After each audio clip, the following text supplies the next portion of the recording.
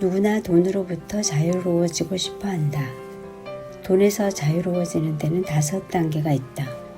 구체적으로 어떻게 하면 돈에 치우들리지 않고 자신다운 삶을 실현할 수 있을까?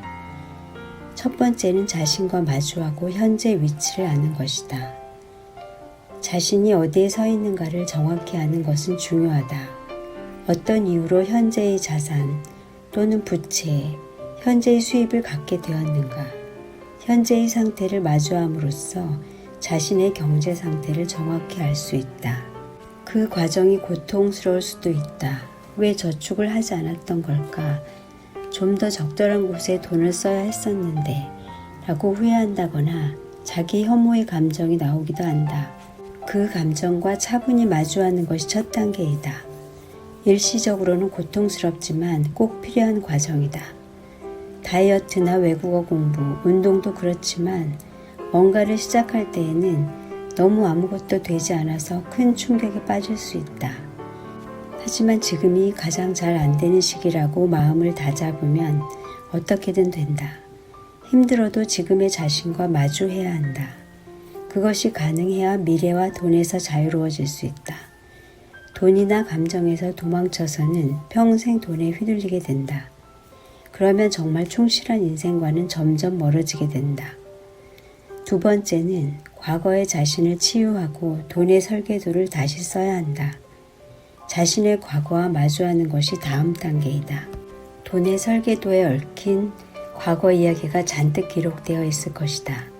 그 경험을 통해 돈이란 어떤 것이고 그러니 돈과 이렇게 마주해야 한다고 정해야 한다.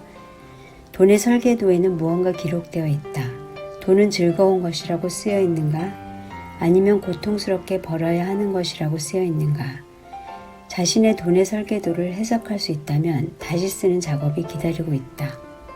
과거에 무슨 일이 일어났는가에 따라 그때 느꼈던 슬픔을 다시 겪을 수도 있다.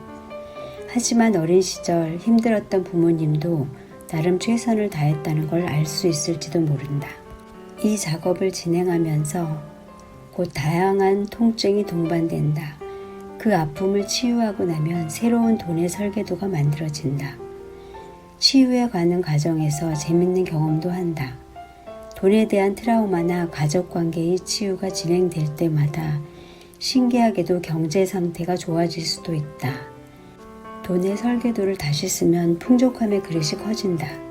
풍족함을 받아들이는 그릇은 나 자신을 얼마나 사랑하고 있는가, 세상을 얼마나 대단하게 생각하느냐로 결정된다.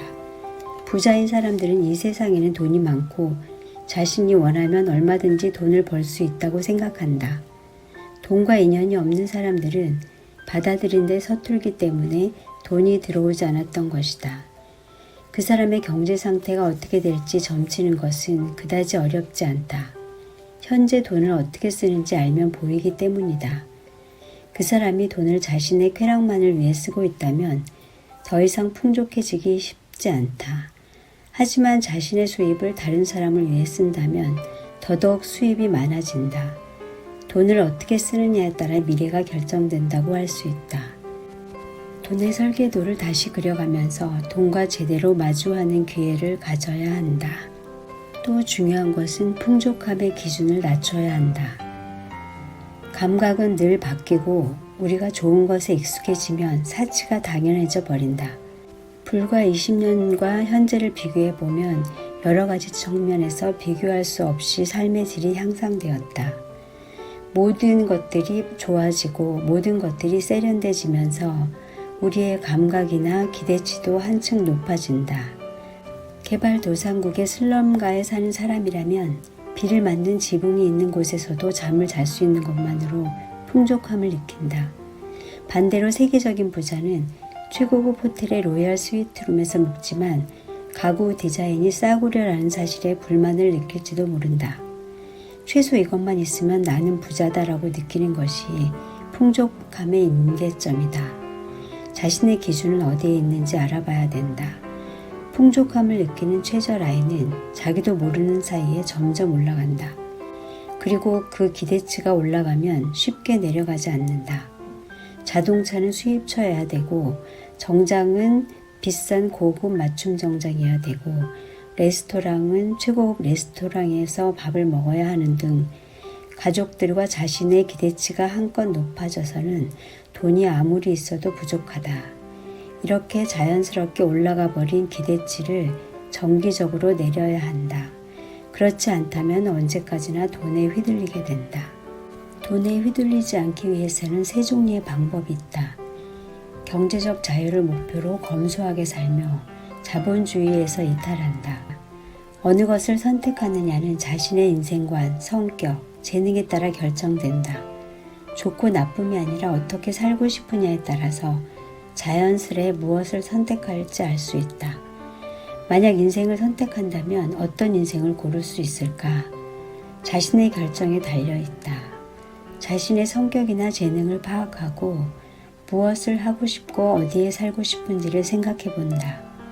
사람 만나는 걸 좋아하고 여행이나 맛집을 찾아다니는 걸 좋아한다면 현미밥과 말린 정어리, 장아찌만으로 만족해야 하는 청빈 생활은 어려울지 모른다.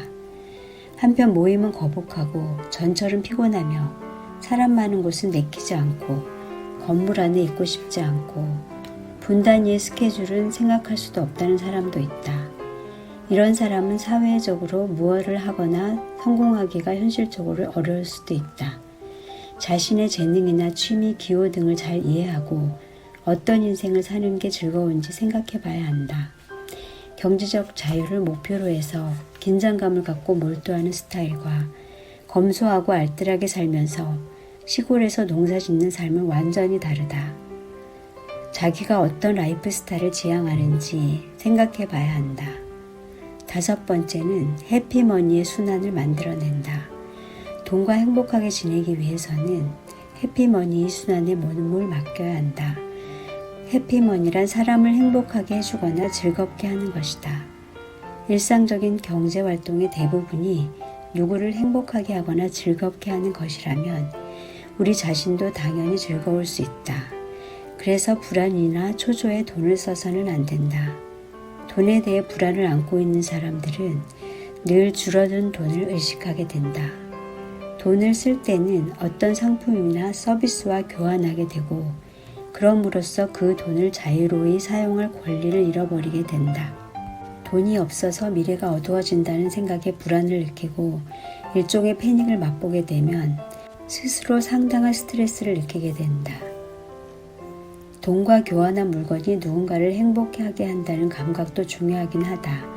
돈을 자신과 주변의 행복을 위해 사용하는 사람은 나이 먹을수록 행복하고 풍족해진다.